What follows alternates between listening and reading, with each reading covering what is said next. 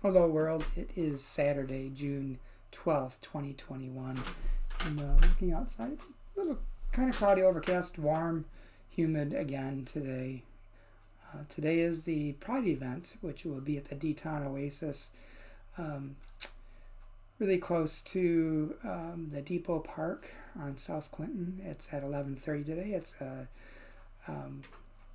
potluck affair this year, and mainly it's going to be for people to get to know one another and to do some planning for next year to hopefully have a bigger event next year. There'll be some music, lots of different kinds of food, and some great people. So I hope you can join us. Again, that's 11:30 today, which is kind of fitting because this is the anniversary of the shooting at the Pulse nightclub. Very somber memory. And so an appropriate devotion for today, Who Am I? Written by Mary Ludy. Mary bases the devotion upon Matthew chapter 16, verses 13 through 15, New Revised Standard Version.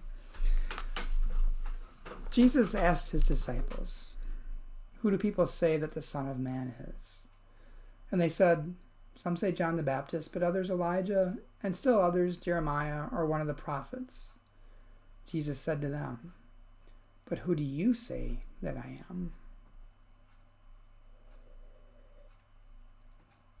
Mary writes, Jesus' first question isn't hard. If you're paying attention to the Gospels, the creeds, the culture, your neighbors, you know what people are saying. His next question is harder, because now he wants to uncover you. What do you say? You have to go deeper for that answer. He's also asking you to say it out loud, in public. Once you do, there'll be consequences. Consequences you'll have to live with. A lot of queer people of my generation never came out to their parents, to our parents, or we delayed it for a really long time. They already knew, of course, most of them anyway, and they found a way to accept us. Silence. As long as nobody talked about it, they were okay. But if it got said aloud, they knew they'd have to do something about it, either question their convictions or recalibrate their values or reject their children and inflict a wound that might never heal. For many families, both choices were untenable. So we all colluded. No one said a word. The consequences of that silence were often warping. The truth, Jesus says elsewhere, will make you free. Confessed out loud, it will also make you choose how you'll live, how you'll love, how you'll judge, and whether you'll change. The choice is really hard, and no one should ever be ashamed or coerced into making it. Yet the payoff of speaking our truth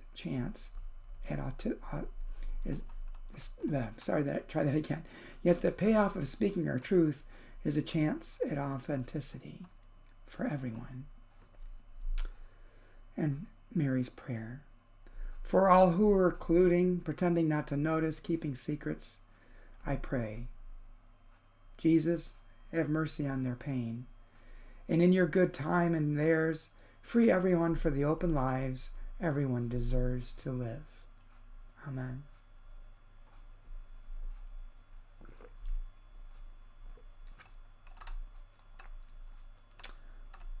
Yeah, I think this devotion is so touching on so many different levels, because simply on the level of Jesus, it's one thing to say what other people have told you about Jesus or who Jesus is. It's another to say what you really believe yourself. Because to say that, you really got to stop and think about it. You really have to reach deep into your soul and ask yourself that question. Who do you believe Jesus is? And I think that fits hand in hand with the rest of the devotion when she talks about those people who have come to know that they are LGBTQIA+.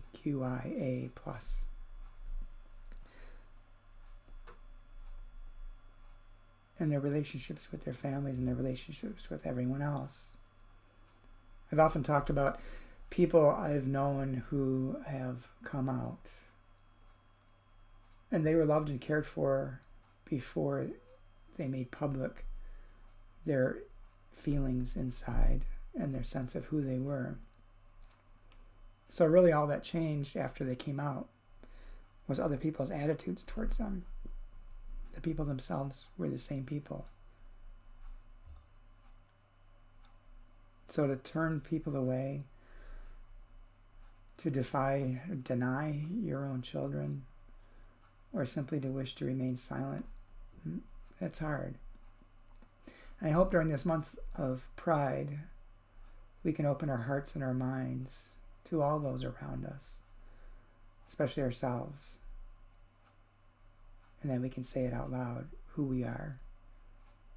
Because each and every one of us are loved by God, created by God to be who we are. I hope you have a good day. I hope if you have time, you'll join us at worship tomorrow at 10:15 or so. We start playing music. 10:30 worship begins. 10:27 announcements first, and then worship begins immediately following that.